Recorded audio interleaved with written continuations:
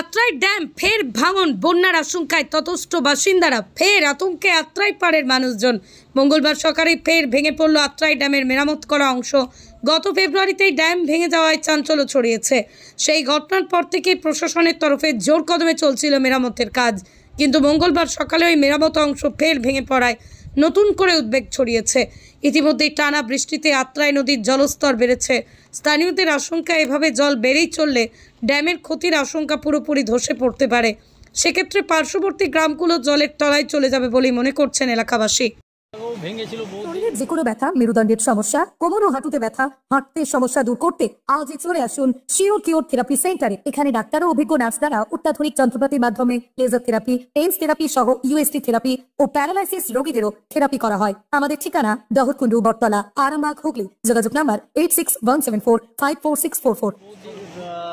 মাস 6 আগে ফেব্রুয়ারি মাসে, এবং এই জায়গাটা কাজ হচ্ছে, ঠিকমতো কাজ হচ্ছে না। কাজ করছে, যাও কাজ করছে, সেগুলো হচ্ছে জোড়াতালি কাজ হচ্ছে। আর এই যে কন্ট্রাক্টর এসে, এই কন্ট্রাক্টর যে কাজগুলো করছে, সাইডে গার্ডওয়াল করছে, গার্ডওয়ালটা পাইলিং করছে, পাইলিং করে যে কাজ করে, কাজগুলো টুকটাক ভালোই হচ্ছে। এবং এরপরে যদি জল বেশি বাড়ে তাহলে পুরো এলাকাটা এবং মানে ফ্যামিলিগুলো সব জলে ইয়েতে ভেসে যাবে। কোন অংশটা ভেঙেছে? ড্যামের হচ্ছে পুরো ড্যামটাই ভেঙে গেছে, মিডিল পোর্শনের সাইডে। আপনাদের কি মনে হচ্ছে যে কাজটা হয়েছে সেই কাজটা কি ঠিকমতো হয়েছিল? না, এই কাজটা পুরো ঠিকমতো হয় নাই।